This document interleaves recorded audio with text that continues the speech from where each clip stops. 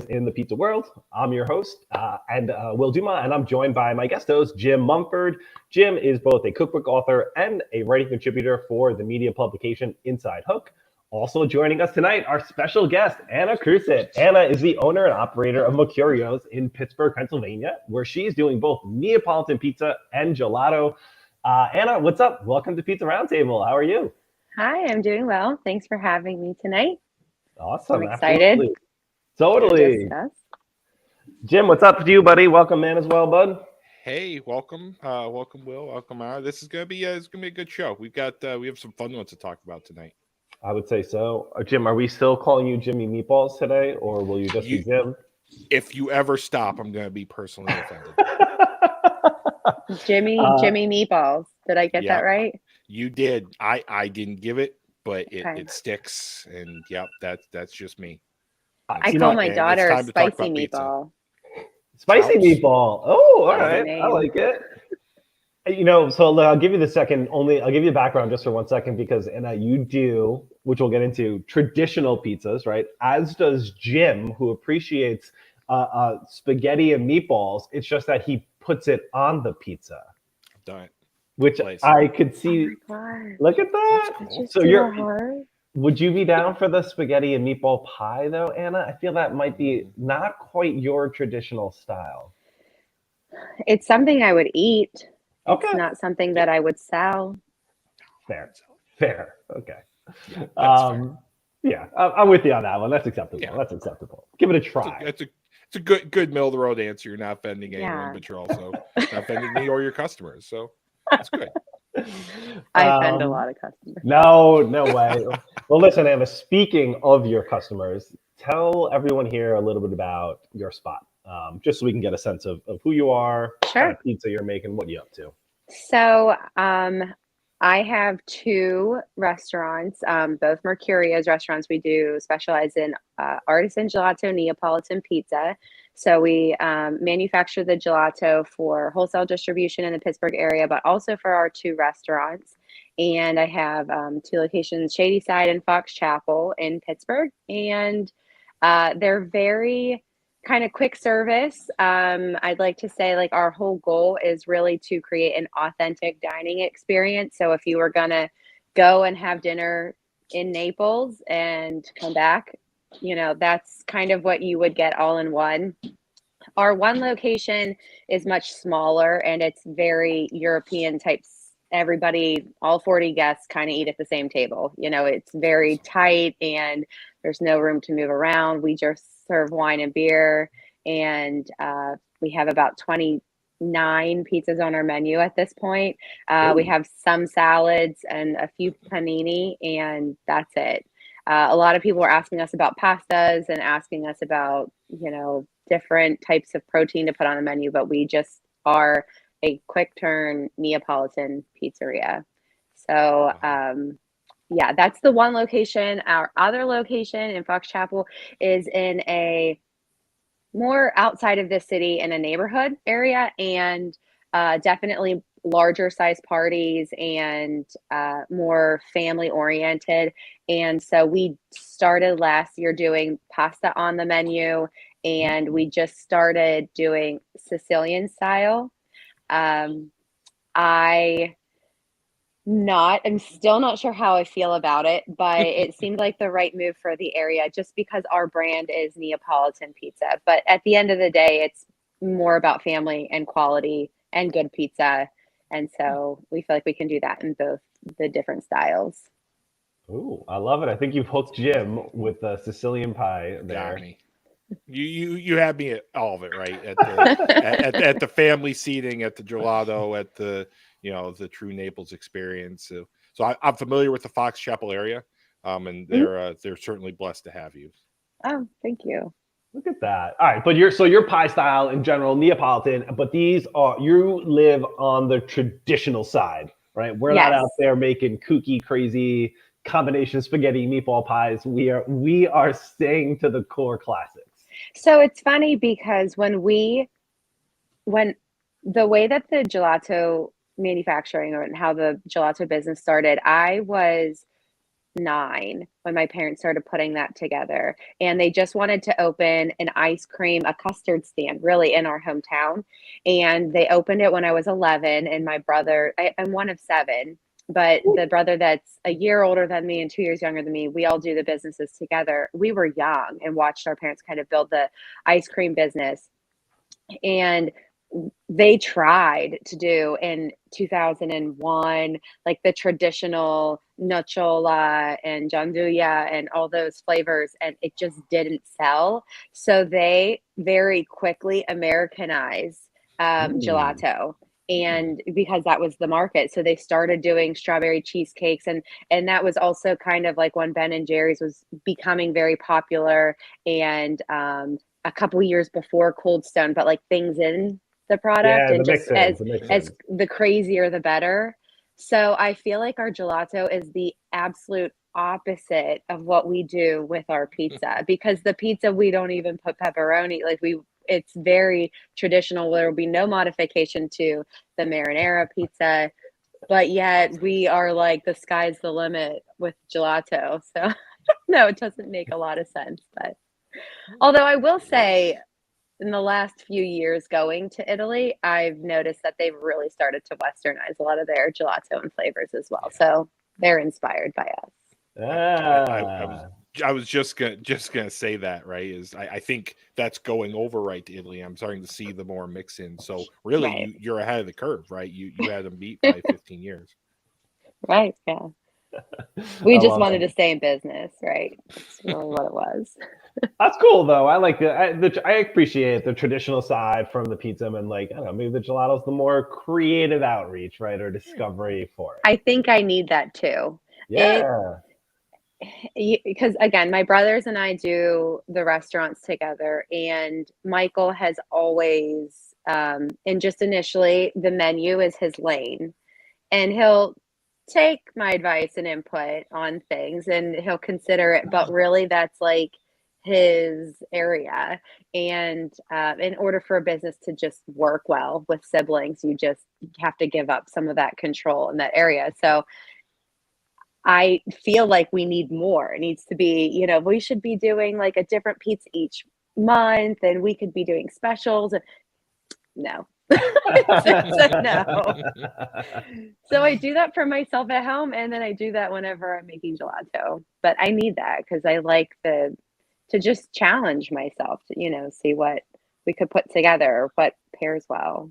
Yeah, that's awesome. And how far is the distribution of gelato going? Like, are you selling? Is it all local for the most part? Are you selling across like the U.S.? Can you order it online? Where are you at with it? So you can if you're a business, and if you work through like a major distributor, you can order through a distributor we use is Food Innovation. We ship all over the U.S., but we have 2 local distributors. They go, tri-state area, Pennsylvania. They'll go, West Virginia, Ohio type. All right. Yeah. I dig it.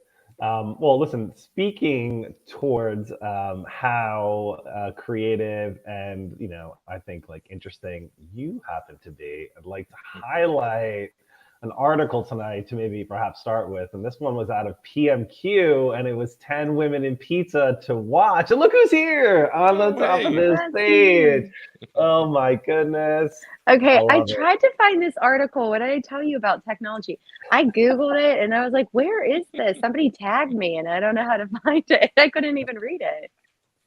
Well, here you are. That's and me, is a pizziola's pizziola. Look at that. That's a great introduction for you. I love it. That is awesome. really nice. There were also some other great women featured in this article too, and obviously everyone, it is Women's Pizza Month for sure for March. So that's great. That was a great article out of PMQ. Good feature for you. I love it. That was at the Las Vegas Pizza Festival, and I will tell you what, that was one of my very favorite festivals. I do catering. I do lots of festivals. That was just really well done. And the weather was really nice. It wasn't too hot, although it was like super bright. Nice. It was so nice. We did that for Women in Pizza. They had a Uni sponsored a booth there, and I will say one of the things that I thought was interesting. I think there were about 30 pizza chefs there, and Floriana was there. She has a mobile unit in Las Vegas, but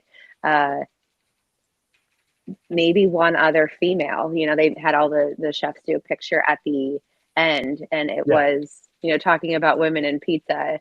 It was it was just crazy that there was just the three women who did women in pizza were the three women in the picture besides Floriana.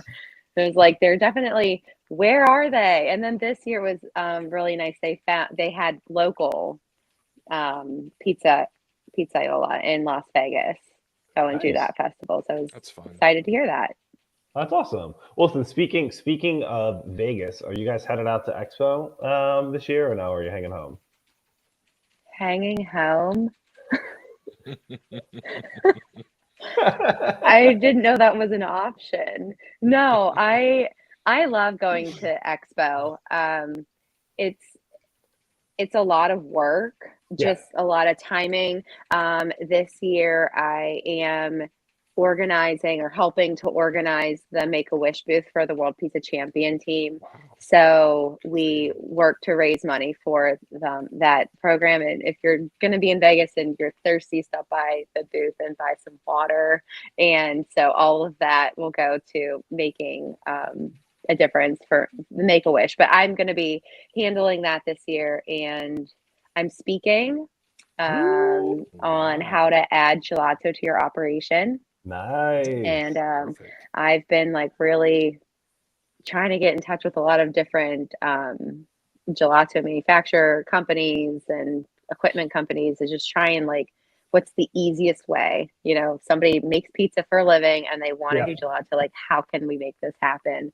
So I just feel like I want people to go out of the seminar with like easy to-do list.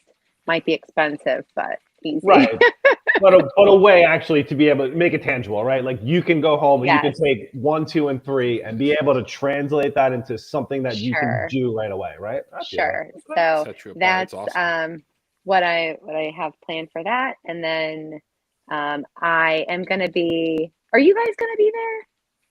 I am not this year. Are you gonna hang? You're hanging home. I'm hanging home. I'm hanging home, right? This is I'm hanging home.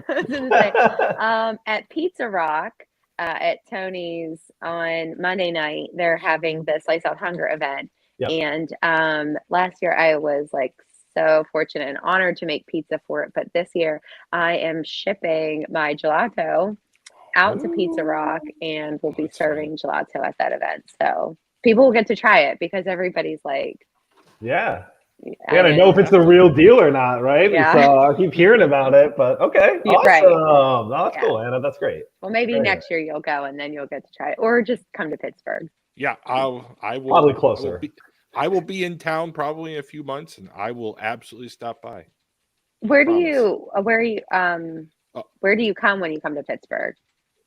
So I have a relationship with a business in Fox Chapel. So I go visit them every a little bit, and I'm in Western Michigan. Will is in Charlotte, right? Yep, I am. So I must say though, I am sad about Expo. I went 2 years ago. I had a blast. I loved it. I really wanted to go this year. Couldn't make it happen. Maybe next year though. Fingers crossed. All right. Well, listen. I'm excited for you to be at Expo. It sounds like a great time. Definitely check out the booth and stop on by. Help support Make-A-Wish. That's really cool. Let's hit some articles real quick. We'll talk about some. We'll get into it, and we'll see what's up in the pizza world this week. Jim, I'm gonna throw this one to you to start with, only because it is something that I think you may have brought up before in your own studies in the past. So this one out of PMQ, and it is study: does good pizza really depend on the water? So, Jim, give us a little background maybe about something you had done in the past, and then we talk about the article. Yeah, I think this was the first time I was ever on. We talked about this. So, absolutely, talked about, people say New York City has the best pizza or the best bagels because of the water. Is it true? And turns out kind of, right? I mean, if you look at the mineral content in their water and you look at the chlorine content, it's actually very favorable. The way it's processed off the Catskill Mountains. So, I actually did some studies where, we made pizza just with, normal water, with bottled water, with filtered water. And turns out it's slight, but with pizza only has 5 ingredients, slight makes a big difference. So the water definitely makes a difference, especially if you have really poor tap water. So interested to see them kind of take this to the next step and use not only New York water but bottled water, and kind of see where it shakes out. Yeah, so I will say, they did come back, Jim, with a finding of, and quote unquote, after a series of blind taste tests, the study ultimately concluded that if New York pizza is, in fact, superior, it is probably not because of the water. The study found that there was such little change between the waters that a regular palate could not distinguish the difference. So I feel like this is a tough one, man. I don't know the way you conducted your study versus them, or this is only a taste outcome too for it. Right. I don't know. I think it's still out there. I'm not calling this definitive in any way. The question still lives for me: is the water better? And the waters they used, if I recall, they use a bunch of bottled waters. They use maybe one tap water, right, or any. Yep. There was one tap water. One. Yep. And it depends, right? And where I lived when I was in Chicago, right, the tap water smelled like a pool, right? And that made a difference, and you had to add extra yeast. So it really does depend on how well your city's tap water is, how chlorinated, and so I agree with their study, right? Bottled water, and a lot of my recipes call for bottled water for this reason. Particularly so. That's why I wanted to bring it up. Right. I see you all the time chatting recipes about all bottled water use. Bottled water every time. So what do you use? Do you use tap? Do you treat your water? Or you must have good water coming off the mountains, right, in Pittsburgh, right? We use a filtered water in our restaurant. But I will say that I believe that it does make a difference, because when I travel and compete, it has to be consistent, and you definitely get a different rise. And the amount of yeast that you put in it changes based on where I am. And so if I'm competing somewhere, I will bring the same bottled water, so that my recipe is the same. I would not depend on going to Vegas and competing in Vegas and using Vegas water. Like, I would just not, it doesn't get the rise that I'm used to in Pittsburgh.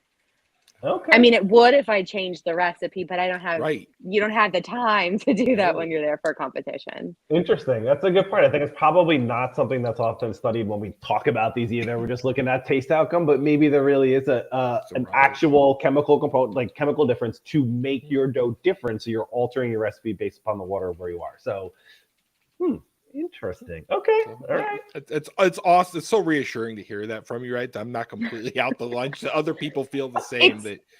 It's not that it's, I guess my comment to that is it's not that the pizza is better because of the water, but it's definitely, you can't make the same pizza consistent across the board with the different water sources. If you want a consistent product from in here, Vegas or Italy, you have to use the same water, because your recipe will come different. Your pizzas will be different. Well, I could appreciate that. That happened to me. Ask me how I know. You're you're a professional in bringing your water with you wherever you go. So you got to live and learn, live and learn. All right, Anna, I'm gonna throw this one to you. So I'm interested because I feel like this sits on the traditional side. So I feel we're only going to read articles, guys, from PMQ apparently tonight, but PMQ out with another one. And what can I say? It's learn the ABCs of hard cheese pizza recipes. So interested, Anna, in general, lover of hard cheeses or not? Are you Parmesan fan, Pecorino? Do you lead one side or the other in terms of using them in general? Any difference to you? Any favorites? What about utilizing hard cheeses on some of your stuff? We definitely do more Parmesan than Pecorino, but I prefer Pecorino in my pasta more so than on the pizza. And I think that's just because of when I grew up, when my grandma and my aunt would make pasta, they would always use Pecorino in it. So I'm just more familiar with that flavor profile in pasta. But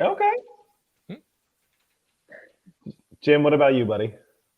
I good Sicilian boy, right? So again, we grew up. Your pasta had pecorino on it, always, always, always. For pizza, it really does depend on the style. I like it. I think it can bring some salt and some tang, especially to a style that might be cooked a lot, right? You need that sweet and salty. So I finish a lot with pecorino. We talked about that last week. Even on some certain styles, it's kind of the secret ingredient that no one will tell you. But Yes. I do agree with the article says, right, cooking with Parmesan, like really good Parmesan Reggiano, loses some of the subtlety to it. And I do agree with that, but I still love it, on pizza as a, right before the oven, right out of the oven, to give that kind of contrast of flavors, textures, salt, in the savoriness. I'm with you. Different use cases for it, but if I had to choose one, I'm a pecorino fan over Parmesan. I just, I don't know. The king needs to be throned, in my opinion. Bring on the pecorino. Well, listen, speaking of like the idea of these hard cheeses in general, I think the idea is like they bring a lot of like umami flavor to some of these pies, and you also get like texture right from depending upon how they're used. This one's going to be a little controversial, and I thought this was an interesting one that Eater featured this week, and I'm intrigued just to get your thoughts on it. So it leans more towards like building a good marinara, but I'm interested in general. So Eater writes, the secret weapon in my marinara is the tomato chicken bouillon. So Knorr's caldo de tomate belong in more than just a soup. So I'm interested if either of you have ever built a sauce using bouillon to enhance what you've got going on. Jim, I feel like you could be in this realm. I don't know, Anna, if this is going to be for you. I know. I'm like really thinking, and I don't think I ever have. I call for it. I have an old bouillabaisse recipe from my first cookbook that I use, spike it with bouillon, just to give it some contrast and some different umami flavors, but never for anything remotely Italian. I can't think I ever have. I guess I'm not opposed to it. I just have never even considered it. Yeah, right. I mean, I'm not saying no right away. Right. I just right. I don't think I've ever even like it hasn't been in my consideration set. Just like I've never like really put like soy sauce, like it just hasn't. I even like consider it. So not that I wouldn't. But totally, I'm with you. It's one of those things, right? I saw this and I was like, wait, am I doing something wrong? Do I need to like boost my marinara with this? Is this the secret weapon everyone's been might using? try it. Yeah, I'll try it this weekend. I'll report back. So you have to use essentially, right? This is the Knorr caldo de tomate, which translates essentially to tomato soup. So it's a bouillon powder that essentially is both tomato power, right, equivalent of, and also a savory chicken broth to it as well. So that's the idea. I mean, noted it is packed with actual MSG as an ingredient, which is always a help to bring out an umami kind of flavor for something. But listen, if you guys are interested in giving it a whirl, I'm intrigued to see how it works, guys. I'll try it. I will try it and report back. I promise. All right, I appreciate that. So in that same vein, like kind of thinking about that, about alternative items that we're going to feature in pizza, we got another one out of Eater, and I don't know if either of you have done this, but I'm intrigued, guys. So PMQ writes, why you might not want to add eggs in your pizza dough. So I'm not that familiar with egg-based pizza doughs in general, but I'll know PMQ writes, eggs do offer some browning benefits for your pizza crust, but there are other ways to get the same results for a lower cost. I didn't know, to be honest, that we were seeking these results, that we need to get them at a lower cost in the first place. But I'm interested, guys, if either of you have been using eggs at all, or Jim, if you have an egg-based recipe across the United States, you're regional everywhere, man. Who is using eggs? Because I don't know who they are. Nobody. All right. I could tell the top 33 aren't. Yeah. Anna, what about you? Eggs in your pizza dough? No, but again, it's not a no right away. I immediately went to Well, I make an Easter bread. That's my Okay, grandma's sure. recipe. And it's eggy. It's not super sweet, but there's sugar in it. I thought, maybe I just make like a pizza dough with that, like an Mhm. Easter bread pizza. Maybe we're Okay. I'm gonna try it out. But Yeah. eggs are. I feel like it would just not give it like the light Heavy. texture that I would be looking for in it. But it would just be more bready than Yeah. very. We'll So see. I'll read from it here and say, and then Jim, I'll let you riff on it for a second. The addition of egg whites for a crispier crust has been common for many years, and to a great extent, it is effective. But again, it carries with it a pretty hefty cost. Typically, 2% egg white has been added to the dough to improve its crispiness. There's a Middle Eastern kind of flatbread we talked about maybe a month ago that reminds us kind of like a challah. And that's kind of what I think of this dough would be, right? Something that's kind of eggy and crisp, but dense. And I understand, right? You put egg whites in waffles and you put it in pancakes to make it lighter, but the lightness of that and the lightness of a well-proved pizza are not the same. And I feel like maybe if you're a complete novice, right, this is kind of a way where you can get lightness if you don't have a good rise, or you have terrible tap water and can't get yeast to activate. But I don't think I ever would. I don't even think I would try it, because it would be, if you just did egg white, your protein would be off, and it would create such an odd structure. I think that's exactly what I was thinking. If I was trying to make a 6-hour pizza, right, that could give it some structure that you're missing in all of the fermentation. But there really wouldn't be another reason to throw that in there. To brown, that's not necessary. Olive oil was invented for it. Yeah. See, look at this. Now, look, you were just worried about making only creative gelatos. Now you are making bouillon egg pizzas tonight, Anna. You're going off the stratosphere. No one knows what is going on over there. When they come in tomorrow, people are going to be like, what is this? What is she doing? Yeah. We're going to blame Will, and Will only for this. All right. Well, listen, we'll keep it going, guys. That was good, though. All right. So this next one up out of Eater. I'm intrigued by this. This is a general statement, and I'm interested in your thoughts. So Eater wrote an article here. The easiest way to improve a slice of mediocre pizza is to cook it longer. So if you're grabbing a slice and it's a meh, best way to improve that slice is essentially to ask for it well done. How do we feel about this? I'm gonna let Anna go first, because Does this sound like we are completely on the same page here on for this one? I mean, if that's the only resource that you have to improve that pizza, no, I think that would make it worse, in my opinion. But maybe just add some pecorino on top, and we'll just a little olive oil, and we'll call it a day. But to crisp it, I can't think of a scenario that would make a mediocre pizza better. Not one. I don't know. I mean, I guess like in a wood-fired oven, but that's not going to it just takes away from it. Yeah, I think I agree. I think a mediocre pizza is like, poorly risen, right? So you're going to make it like dry, or, let's say I can't, it's not going to improve anything by cooking longer. If anything, I'd probably cook a little bit less, I don't know. Right.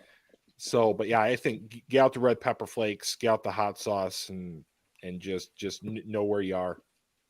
Ranch dressing. All right. There we go. Reference. Right, I love it. If you have to, right? If you have to, but then also, like, why are we eating it? Right. Fair. All right, Eater, we're not believing you, Eater, here. So no, I don't know about this one. Pass this. And has anyone ever come in and asked for slices at your spot? Pass this. Oh yeah. Yeah. Do you guys do slices? No. No. No, we don't. Oh, that's what I'm saying. Sorry, I was like, wait. That's why I was asking. I was like, wait. I saw you pause, and I was like, people have come in and asked for slices though, and been disappointed Yes. that you guys don't offer slices. Yeah, regularly. And they also tell me that I should sell them by the slice, and I just tell them to go away. I say, that pizza shop down the street there, they sell them by the slice. Go there. If you start doing Sicilians at the other one, will you ever offer slices there? No. All right. No. Okay. Buy the whole pizza. Yeah. I mean, it's helpful. We started offering Sicilians, and it's kind of like off topic, but we started offering them as a way to have a higher ticket price item on our menu, because there's only so much you can sell a pizza for. But the Sicilians, they average about $33, and they serve two, $35. And I mean, one person could eat it, and I've seen one person almost eat the whole pizza, but it's, 2 or 3 people. So when you're selling a $13 margarita pizza and they each get their own pizza, your ticket's like $26. But if they're sharing a Sicilian, it's an extra, $10 on that. Or you get a table of 4, split the Sicilian, and then each get 2 margarita and split that. And it's a way to make more money. Yeah. So selling by the slice would just like pull me away from that, in my opinion. So while we're here, I have to. So are we talking true Sicilian? You're not doing Old Forge. You're not doing Ohio Valley. You're not doing any of the not weird, but atypical. This is a true Sicilian thing that you'd be proud of. Good. Yes. Good. So you're not putting American cheese onto your pizza, as I segue Will into his next article. I can't talk about it. I was gonna bring up the Altoona style pizza tonight. American There was an cheese. article. There was an article about it. I can't go back to it. I've talked about it countless amount of times, and we can't. I'm trying to not disgrace the show any further than we already have. So we can't put American cheese on it. Sorry. I can't also think of a time that would be necessary. Not one time. It isn't. That's why we're not talking about it. Necessary is the hard word in that statement. That's where I also struggle with finding the necessity of it and how this was ever created. So let's talk about a different ingredient, though. I'm intrigued. I'm intrigued, Anna, how seasonal you guys get over there. So this one also from Eater, again, it's Eater PMQ, guys. The only guys are writing. Only people are writing articles this week. Everybody, please shut up about ramps. It's a vegetable that tastes like garlic, not a miracle plant. So I'm interested, Anna, are you guys like on the ramp trend as like spring hits and you're going to be featuring them in all of your pies, or are we not doing ramps at all? Not at all.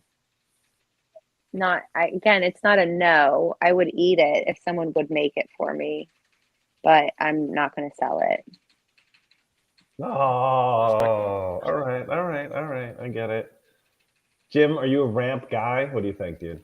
I love them charred on pasta, but I don't know, on pizza. I think the texture is what would throw me, right?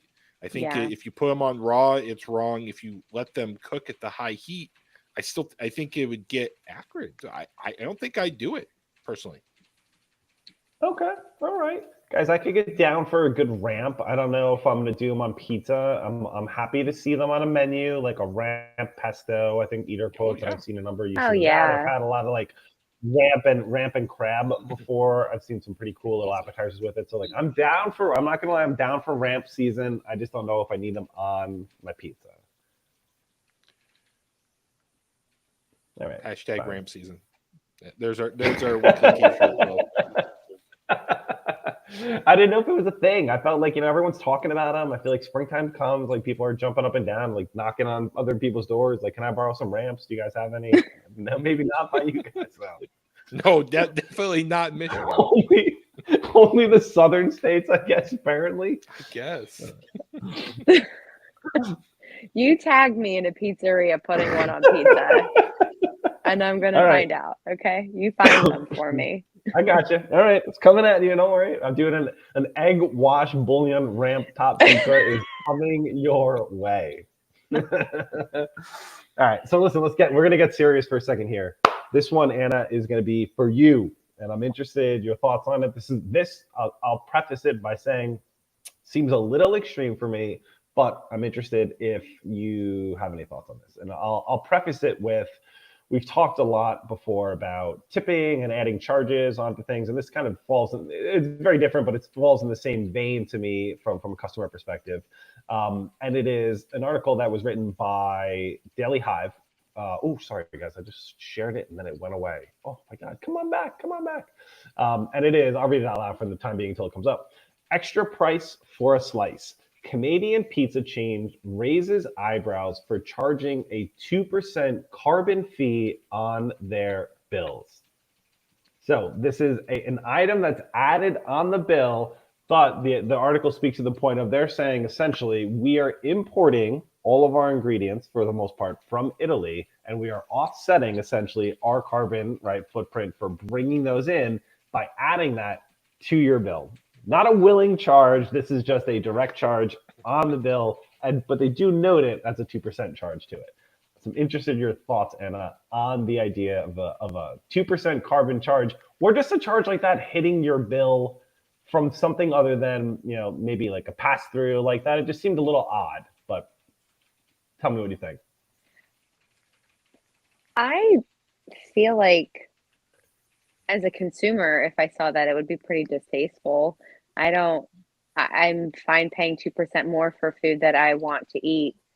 But I don't need to see like the broken down cost of it. And why didn't they just go a step further and be like, here, my, building insurance went up 0.5%. So we're also going to put that at the bottom line item of my ticket to a customer. Like, it doesn't seem necessary that they need to be privy to that information. Like, just raise your price. I'm with you. It's one of those things where it's like, it's the balance of it, like idea of like, hey, maybe I'm trying to put this image out there that like I'm trying to be more carbon neutral, right? Or something of the sort, but maybe this was not the way to do it. Maybe this kind of went astray. Like I'm passing that on to you, but I'm doing it. So is it like you're helping the world, or am I? I'm not sure. Jim, what do you think, man? Yeah, that's exactly it. Is they're letting me fund their altruism, right? Where if they said, "Hey, we take 2% of every check we get, we donate to green funds or whatever," cool, right? Love it. Well, love what you're doing, but now you're directly making me pay for that. I think that's just marketing. You could do the same thing and market it so much better, right? Don't let me see behind the curtain. Raise everything 2% and say you've offset this million pounds of CO2, and everyone feels good about their slice. Yeah, and if the pizza's good, then you'll still pay it. I mean, really, That's what we're learning about inflation and the prices of things going up. People are still paying for the food, so I don't think it needs to be noted. I'd say some of the comments that came back from TripAdvisor were good, great service, but they added a cash grab disguised as a 2% carbon tax, wrote another user on Yelp as well. So definitely it's not receiving good sentiment. We've got a couple buyer beware tags that have hit on there. No mention of this before seating us. We would have walked out if we'd seen this. So Toronto is not reacting well to this charge. I will say that. And this is Toronto. This is Canada. Imagine they did this in Brooklyn. What would happen, right? Seriously. They're nice up there. I don't know. Maybe. That's a fair point, Jim. Good point. Way to go, Meatballs. You're on the board there. Good all right, good. Only took me 40 minutes, but I got there. All right, let's talk about another. I don't know. I don't know how to put them. I won't even give an introduction for it. So I'll say this one out of Q105.com. Barstool president Dave Portnoy takes pizza tour around Tampa Bay. This one I thought was interesting for the sheer sense of, guys, I didn't know that. I feel like Barstool and Portnoy now, it's like he's going on tour is what I feel like. It's like not just the reviews coming out, right? Like he is going to tour Tampa. and bring up all like the Tampa places. I feel like I'm like buying tickets to like a concert or something. Like Portnoy's coming to town. You know, it's very different. I feel like than when we used to see him like, oh, popped in and here's a review. Now it's like, get ready for the area. Like he's coming through. I'm interested in that. So I don't know. Anna, if Portnoy popped in to Mercurio's, how do we think this would go down? Embracing him, or would you be like, would the staff be into him? What do you think? So we've gotten so many mixed reviews of seeing different articles about him when he's been in spots. It's hard for me to say because he doesn't like Neapolitan pizza. So he's not going to like my pizza and he's going to bitch about the toppings falling off. So, you know, I'm in business because I'm out to give an authentic Italian experience to my customers. And when people complain about it, I just say, you know, it's not for everyone. And so thank you for trying it, but also like you don't need to come back here. Not that I, you know, give him that line, but it's so for him to come to order our pizza, I would just say no thank you. You don't need to. I don't need a 5 out of 10 rating. I know my pizza's good. Right. You know, so and I know that by the fact that I have a full restaurant every evening and my customers like it. So at the end of the day, I feel like, but you know, if you're a newer business or you do something kind of similar to a lot of other people in your community and you get a really good rating and review, I think it is super helpful for that business and those businesses. But like my style, I would not want to see him in my restaurant or standing outside of it. Yeah, that's the one I'd be more afraid of. If he popped in, I'd be like, okay, I see how it goes. If he's standing outside, then you're like, oh man. Like, I'm with you. That's one of the handcuffs about it, I think, too. It's like when people don't think through it to that extent that you're talking about from an operator perspective, like, I know disrespect to Dave, like he's got a style, and he says it too, though, right? I mean, he has a style that he likes, and he has a style that he does not like, or at least does not show favorably on. And unfortunately, you do sit in that category, I think, Florida, from what we've seen from others. Jim, what do you think, though, man? If you were, give me your thoughts on him. Not that we don't talk about him enough, but I mean, he's not a food judge, right? He's not certified in anything. He can't say, you know, I appreciate the char or the crumb, or right. He's just a dude putting numbers to a pizza. So like I said, it's wildly imperfect to his taste because he's not impartial. He doesn't look impartial, nor does he admit to, but that's going to skew and slant things. Also, if he doesn't like your face, you're going to get a bad review, right? If he's having a bad day, so again, it's so wildly subjective, and it is truly entertainment that I'm with you. I would be like, hey, thanks for stopping by. Here's some gelato as you walk away. Right. There you go. Sell him with the gelato. But keep the camera off, because nothing he's gonna do will make your business better. No. It wouldn't be helpful. That's for sure. And we've heard a lot to stretch, but a number of people from the club, right, have been reviewed, and we've heard about the impacted business where like you that week, like you are going bonkers, and some of that has carried through, and some of it's been helpful, and some of it's not been as helpful. So I'm interested to always hear about it when he's coming through. So thankfully you're not in Tampa because he's making the tour there. The greatest hits are rolling through Florida. He did do one in Pittsburgh. I'm pretty sure he had one of those, like, we're coming to Pittsburgh. Tag me in your top 5 like favorite pizza places, and I was like, he better come to, and he did it. But there's so many good pizza places in Pittsburgh, and also like that are just much more traditional. You know, 50 years, and they deserve to be reviewed against one another. And I don't need to be in that category. Fair. Okay. And if you're not eating Neapolitan or Sicilian, what style of pizza are you going for? That's hard. I mean, that depends on my mood. Totally. I hear you there. I would say probably Detroit. Okay. Ironborn does a nice Detroit style, and so if I was like wanted to go out for pizza, I would probably get that. Nice. I love it. Right. Good one. Good pick.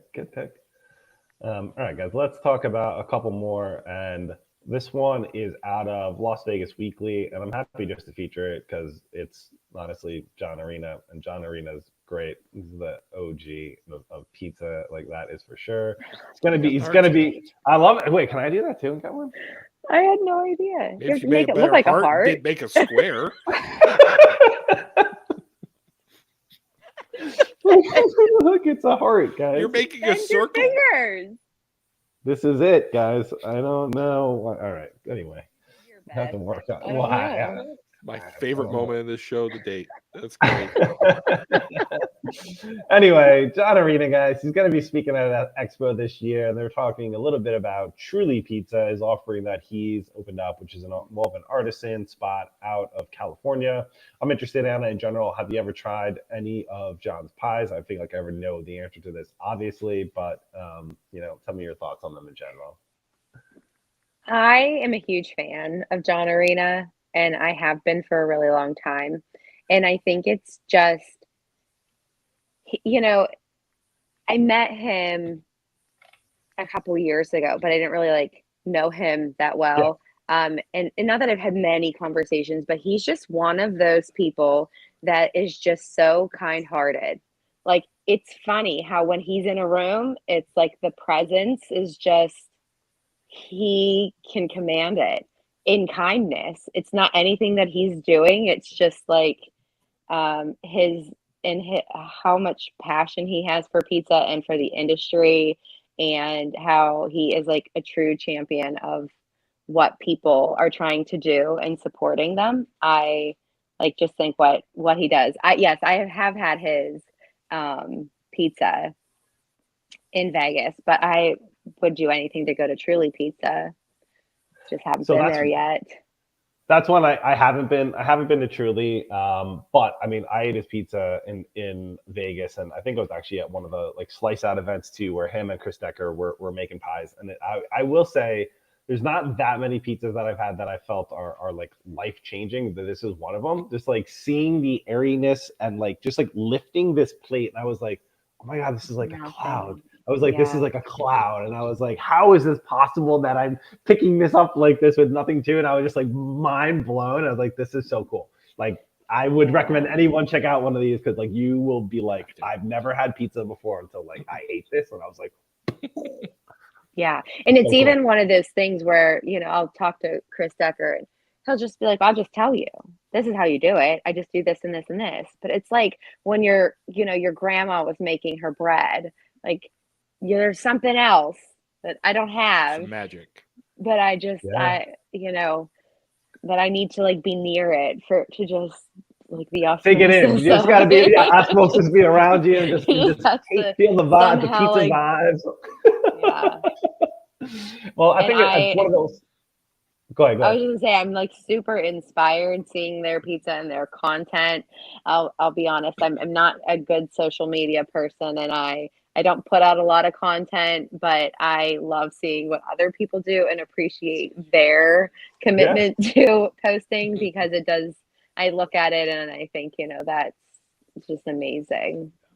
Yeah, they do. I think it speaks to the point though too, that you're saying, I could ask Chris a question and they'll tell you, and speak to John too. I think it speaks to something probably that people outside the industry don't really get a lot from the pizza side is the pizza community is so welcoming, and everyone in it who's at the top of the game are so willing to share things and help others. It's probably just one of the coolest things I think we can see, at least from the outside looking in, just how helpful everyone is, in anywhere. And you see that in Expo, obviously when everyone's there, but in general, it's just such a cool thing to experience when you and it's just one of those things where when you understand that when everyone makes better pizza, it's just better for the industry overall. 100%. There's nothing bad about everyone making good pizza, because at the end of the day, it's your own style, it's your own flavor profile, it's what you want in your business.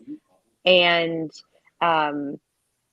so I just don't think that there's any reason to kind of shield that information. I am in both worlds, in gelato or ice cream and in pizza. And while ice cream is definitely a very friendly environment and people are willing to give you information, it's super tight-lipped. And there's like, I'm working on a recipe for something, and I know there's not a single person I'm going to call and get that information from, because they just, it's not like pizza. All right. Interesting to see the difference like that. Huh. All right. I think we got two more or so, and we'll get in. Jim, listen, I'm throwing this to you, man, only because you've been talking. I think we've been talking about Columbus style pizza a little bit recently. And so I'll highlight this one from 614 now. Local man on a mission to get Columbus style pizza entry on Wikipedia. So, and we've been talking a lot about like, how do you get, like, what are actual pizza styles, like regional pizza styles where people can like feature them or not, or what makes a style. So I don't know, Jim, is this the way to go where you just like, hey, I put this on Wikipedia and now Columbus style pizza is a thing? Not to me. You can't. The more you try and make it happen, the more it's not happening, right? I mean, we've talked about it, but the way to make a regional style is it has to be known to your area, it has to be imitated outside the area, right? And there has to be more than 1, 2, 3 people doing it. There has to be similarities. I don't see that in Columbus style pizza. I've tried, I've looked, and I just don't see it like I see other styles where there's that, well, they don't cook the cheese or the dough set. They don't have that. Yeah. So I respect what they're trying to do, but I mean, Ohio has so many different styles of pizza alone, right? Yeah, you see it, right? Just in Pennsylvania, and just the difference if you drive across the state, where you go to middle of Columbus, and it's more of a melting pot. And I don't think its uniqueness is the diversity, but that's not a style of pizza. That's, to me. Oh, and have you heard of Columbus style? Is this a thing that's ever? No, I've never heard of it. I was just thinking, how have I never heard of Columbus style pizza? I feel like I should know that. I'm only a couple hours away. As a matter of fact, I'm flying from Vegas to Columbus that weekend. But nothing stands out to what that would even be, or like what are they saying it is? We'll send you the link here to support the Wikipedia page, so then you could be follower 2. So try to promote it and get it out there. That's what they're looking for. I can't describe it. I think some think it's like a Cleveland style, right? Some think it's like a Buffalo style. Some think it's like a tavern style. I can't draw a line between them. Yeah. So I would say thin, crispy, like pepperoni covered to the edge of this thing, but like this goes back. I've seen some others that don't. So I can't do it. I've tried. I have tried to make it happen. I want to make it happen. I can't. This is one of the few I can't make. I can't do it. But you do support the California style, though. Just to be clear, just to be on the record here. I discuss it. I don't know that I support it. I'm not against it like you are, Will. I understand it requires a discussion. I have trouble, Anna, with California style pizza because to me, pizza needs like a distinctive base, right? Where I can refer to something and say like, hey, like here's a key characteristic. This California style is like farm to table and my toppings are fresh and I put them on in California style. I'm like, well, but what does that pizza look like? What does that look like? And everyone's like, oh, it's what you want. And like the magicalness goes around it. And that doesn't work for me. Yeah. I grew this. I grew this. And I'm like, well, is it in my house? Is it thick? Is it thin? They're like, it doesn't matter. And I'm like, no. You need to have something. That's so funny. Because when I thought like California style, I was like thinking to myself, I can think of like, a bunch of different looks of pizza. Yeah, absolutely. But it's definitely like it's an organic milk and fresh sheep milk. And it's square or round. It's all of the things. Or thin doesn't make a difference. Everything and nothing all at the same time. All right, listen, we got one. I don't think that phrase has ever like been so true for something. Everything and nothing. This is what it is, guys. This is what it is. Seriously, like I just struggle with this one. All right, so listen, final one, guys. This one's often not an article that we do quote, although we do quote a lot of interesting pizzas here. This is from Japan Today, and this is Domino's Pizza offering Sakura Pizza for cherry blossom season. So, Anna, I feel like, you do traditional pizzas. Japan has a lot of traditional foods, or style, I would say. I don't know if this one falls into that realm for them, but I will note in general, this pizza from Domino's, the toppings start out orthodox with mozzarella cheese, and actually 50% more than what you would get on a regular Domino's Japan pizza. Things get progressively sweeter from there, though, since mixed in with the cheese is condensed milk. Sprinkled on top are pink cherry blossom evocative strawberry flavored tapioca balls. And you get this sort of tapioca tea boba type thing. It's finally stuffed with sakura flavored chocolate and cheese, and the edges are dusted with powdered sugar. So, Anna, are you down to give this one a whirl? The cherry blossom pizza from Japan. I can't say that I am. I'm really trying. It's the cheese. It's the cheese that's what all of those things would be perfectly fine together. It needed 50% less cheese, probably not 50% more, if I had to say. And then as you were reading that, I was like, I'm not exactly sure what that topping is, but the boba is a really good description. I mean, yeah. So it sounds like a cherry or strawberry-esque boba tea pizza with cheese in your boba. that would be terrible. I mean, I would have to go there and try that, but I'm like that. It has such a texture thing. I mean, It's if a I'm texture. eating that, I would need, I don't know, pine nuts, like something else. on Yeah, that I pizza agree, right? There's to something like to grab it. Yeah. it, but it's the cheese. I don't know. That's weird. Yeah, Jim, you trying it? What do you think, bud? I mean, I'll try anything twice. I would need acid. I don't think I could eat the crust right, the stuffed crust with the chocolate and the cheese. Again, I know what that tastes like, I think, but boy, I think the textures are what gonna kill me. But you can't cover this in ranch, right? You can't cook it longer. No, So you, I'm not sure cannot. how you get out of this one. Well, this one you definitely could have put the eggs in the dough. I'll tell you that. Yes, The this is where you eggs put were the in eggs the dough for this one. That's for sure. Yeah, I agree with that one. Listen, there's a couple of things we didn't get to cover tonight, guys, but we do need to wrap up. I will encourage everyone. Maybe we'll link it out there. There's a new pizza song that's out there highlighting New Haven style pizza. You can check it out on SoundCloud. And the song particularly corrects people talking about pizza, and they're like, "It's a beats." In the song, it's like a show tune, almost kind of vibe to it, like big band. Like, check it out. We'll drop a link for it. Listen to your pizza music. And also, we didn't get to chat about quickly though was in New York coming up, which is Mama's 2, which is moving into Manhattan, lower into Manhattan, right to the same kind of area around where we are seeing Landry open up, which we think we're going to get this like trifecta area in lower Manhattan of all this like pizza, the new mile or green mile of pizza area to check out. So a new offering also as well coming up from Manhattan. They're moving downtown a bit. So just a couple other ones we didn't get to. All right. Well, listen, on that note, Anna, thank you so much for being our guest tonight. Where can people find you across social media if they're interested in following your boring social media page that you are telling us it's like, which I'm sure it's more exciting because I do follow you as well. So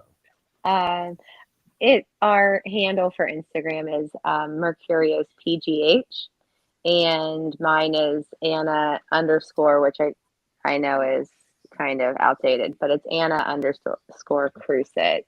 And when I feel inspired to share something, so you get the most content of quality over quantity. Yeah, we'll just say that. Quality over quantity. I feel you there. And I think the _ implies that you're an OG on the platform, so it's okay. Like, you've been there. Don't worry about it. It's fine. Rock it hard. I got thought the about underscore. changing it, and then I was like, you know what? What for? What for? I love it. There's Jimmy every Meatballs. reason. Jimmy Meatballs. Where can everybody find Spicy you, my friend? meatball. You type in Jim Cooks Food Good, no underscores, into wherever you get your social media, and you'll run into me one way or another. All right. I love it. Well, listen, guys, thank you both of you very much for coming on with us tonight. Everyone else, guys, please listen, check out the page, I Need Pizza Club on YouTube. We've got a lot of other shows and content out there. Please like and subscribe, check it out. And we will be back next week with another episode soon. Thank you all. See ya. Thank you.